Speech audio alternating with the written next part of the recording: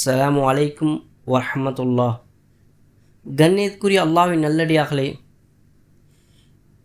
எதை பேசுகின்றோமோ எதை கேட்கின்றோமோ அதன்படி அமல் செய்யக்கூடிய பாக்கியத்தை அல்லாஹ் நம்ம அனைவருக்கும் தந்தல் புரிவானாக. இன்றைய தினம் அற்புதமான ஒரு நபியுடைய செய்திகளை உங்கள் காதுகளுக்கு கொண்டு வர முயற்சி செய்கின்றேன். உடலுக்கு நோய் ஏற்படுகின்றது. வெளிரங்கத்திலே பல நோய்கள் நாம் இன்று சந்திக்கின்றோம். சொல்லப்போனால் நோய்கள் பெருத்த காலம் இல்லையா?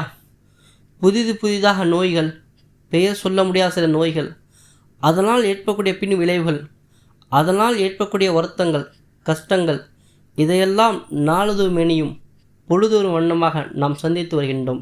இது ஒரு புறம் இருக்கட்டும், உடல் வெளிப்புறம் ஏற்படுகின்ற நோய் என்பது சிலது உண்டு. அதுக்கு மருந்து இருக்கின்றது. உடலுக்குள்ளே ஒன்று இருக்கின்றது, அதுதான் நம்மை இயக்கக்கூடியது, நம்முடைய உள்ளம். அந்த உள்ளத்துக்கு சில நோய்கள் இருக்கின்றது. அந்த நோய்களையும் நாம் கண்டு கொள்ள வேண்டும். அந்த நோய்களிலிருந்து நாம் வெளியே வர வேண்டும். அந்த நோய்கள் நம்முடைய உள்ளத்தை தாக்காமல் பார்த்து கொள்ள வேண்டும். நபிகள் நாயகம் ஸல்லல்லாஹு அலைஹி வஸல்லம் அவர்கள் சஹாபாக்களிடத்தில் ஒரு நாள் இப்படி கேட்டார்கள்: அன்பு தோழர்களே, உங்களுக்கு நான் ஒன்று சொல்லி தரட்டுமா? நீங்கள் அதை பின்பற்றினால் உங்கள் உள்ளத்தில் இருக்கக்கூடிய நோய்கள் எல்லாம் போய்விடும். உள்ளத்தில் என்ன மாதிரியான நோய்கள் வரும்? பொறாமை, அது ஒரு நோய். வஞ்சகம், அது ஒரு நோய். சூது, அது ஒரு நோய். வெறுப்பு, அது ஒரு நோய். பகை, அது ஒரு நோய். உச்சமான கோபம், அது ஒரு நோய். இந்த நோய்களை எல்லாம் விரட்டல். இதிலிருந்து நீங்கள் வெளிவர வேண்டும். உங்கள் உள்ளத்தை நீங்கள் பக்குவப்படுத்த வேண்டும் என்று விரும்பினால் நான் உங்களுக்கு சொல்லுகிறேன், கேளுங்கள் என்று சஹாபாக்களுக்கு நபிகள் நாயகம் ஸல்லல்லாஹு அலைஹி வஸல்லம் கேட்க, சஹாபாக்கள் எல்லாரும் சொன்னார்கள்: யா ரசூலல்லாஹ், அவசியம் சொல்லித்தாருங்கள். உள்ளத்துக்கு பிடித்த நோய்க்கு என்ன மருந்து, அதை சொல்லித்தாருங்கள். வெளிரங்கத்தில் ஏதாவது நோய் ஏற்பட்டால் மருந்து சாப்பிடுகின்றோம், மாத்திரை சாப்பிடுகின்றோம், டாக்டரை பார்க்கின்றோம், காமிக்கின்றோம். உள்ளத்துக்கு நோய் ஏற்பட்டால் அதற்கு மருந்து நாங்கள் எங்கிருந்து எடுப்பது? நபியை நீங்கள் சொல்லுங்கள் என்ற பொழுது நபிகள் நாயகம் ஸல்லல்லாஹு அலைஹி வஸல்லம் அவர் சொன்னார்கள்: ஒவ்வொரு மாதமும் 3 நாள் நோன்பு வைப்பது உங்கள் உள்ளத்தை பிடித்திருக்கக்கூடிய நோயை அது நீக்கிவிடும். அதற்காக மிக சிறந்த மருந்து அதுதான். உள்ளத்தில் இருக்கக்கூடிய வெறுப்பு நீங்குவதற்கு, உள்ளத்தில் இருக்கக்கூடிய பகை களையப்படுவதற்கு, விரோதம், காழ்ப்புணர்ச்சி, இதையெல்லாம் நீங்குவதற்கு ஒவ்வொரு மாதமும் 3 நாள் நோன்பு வைத்து வாருங்கள். அதுதான் அதற்கான மிக சிறந்த மருந்து என்று பெருமானார் ஸல்லல்லாஹு அலைஹி வஸல்லம் அவர் சொன்னார்கள். அபூ ஹுரைரா ரலியல்லாஹு அன்ஹு அவர்கள் ஒரு சஹாபி, நம்ம எல்லோருக்கும் தெரியும். அபூ ஹுரைரா ரலியல்லாஹு அன்ஹு தெரியாத முஸ்லிம் உலகம் யாரும் இல்லை. காரணம், நபிகள் நாயகம் ஸல்லல்லாஹு அலைஹி வஸல்லம் அவர்கள் அவருடைய 3 விஷயத்தை செய்ய வேண்டும் என்று, 3 காரியத்தை நீ கடைபிடித்து வர வேண்டும் என்று என்னுடைய நேசர் முஹம்மது ஸல்லல்லாஹு அலைஹி வஸல்லம் எனக்கு சொன்னார்கள்.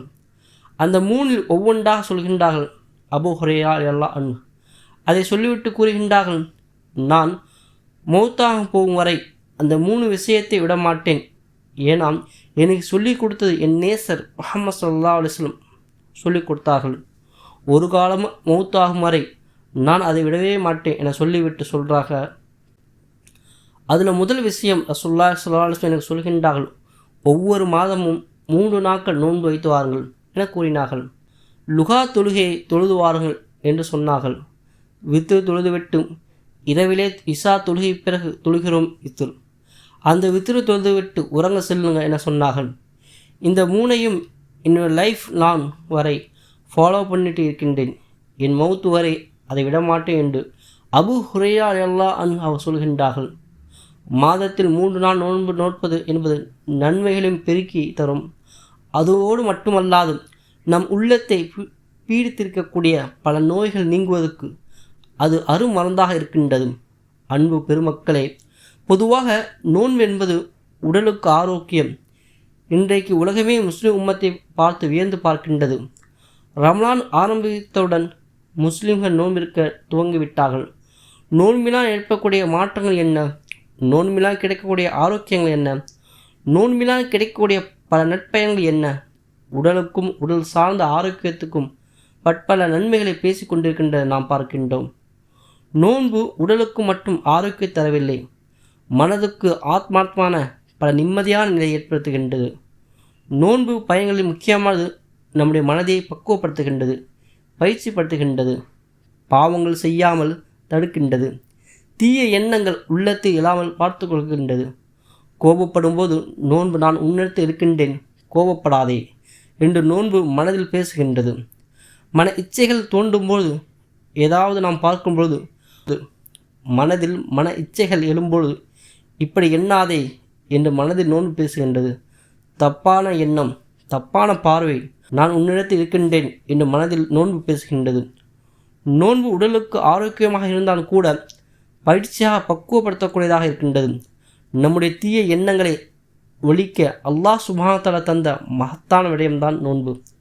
30 நோன்பு இருப்பது கடமை. ஆனால் ஒவ்வொரு மாதம் 3 நாள் நோன்பு நோட்பது உங்கள் உள்ளங்களை, அழுக்குகளை, பாவமான எண்ணங்களை, உள்ளத்துடைய நோய்களை நீக்குவதற்கு சிறந்த அருமருந்தாக இருக்கின்றது. இதேபோல் இஸ்லாமிய பதிவுகளை தினமும் அறிந்து கொள்ள நம் சேனலை சப்ஸ்கிரைப் செய்து கொள்ளுங்கள். இந்த வீடியோ பிடித்திருந்தால் லைக் செய்யுங்கள். இதை மற்றவர்களுக்கு ஷேர் செய்யுங்கள்.